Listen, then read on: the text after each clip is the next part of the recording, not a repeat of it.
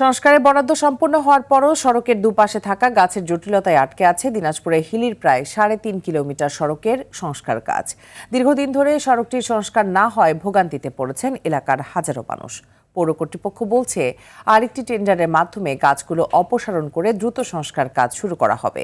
হিলি প্রতিনিধি আব্দুল আজিজের পাঠানো তথ্যচিত্রে বিস্তারিত জানাচ্ছেন সাকিব আল হাসান।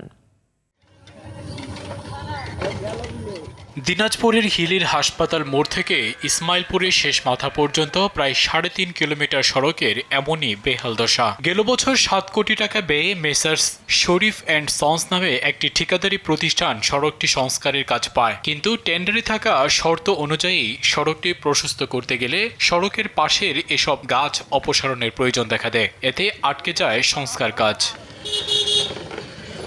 এদিকে দীর্ঘদিন ধরে সংস্কার না হওয়ায় সড়কের বিভিন্ন স্থানে দেখা দিয়েছে গর্ত, উঠে গেছে কার্পেটিং। হাসপাতাল থেকে রোগী আনা নেয়ায় ভোগান্তিতে পড়তে হচ্ছে স্থানীয়দের। রুগী নিয়ে যদি আমরা হসপিটালে যাই, এই রুগী যাতেই রুগীর কাছা মনটা চায় না যে এই রাস্তা দাঁড় যায়।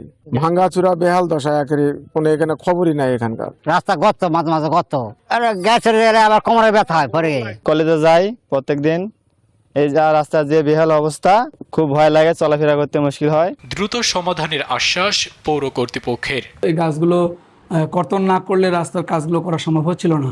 ইতিমধ্যে স্থানীয় সরকার মন্ত্রণালয় থেকে সে গাছ কাটার অনুমতিও পাওয়া গেছে, নিলামও হয়েছে এবং সেটা নিলামের প্রক্রিয়া সম্পূর্ণ হয়েছে। গাছ কাটা শেষ হলেই রাস্তার মূল যে রাস্তার কাজটা, সে কাজটা শুরু করে ফেলবে। স্থানীয়দের দুর্ভোগ লাঘবে দ্রুত সড়কটি সংস্কার করবে পৌর কর্তৃপক্ষ, এমনটাই চাওয়া হিলিবাসীর। সাকিব আল হাসান, RTV।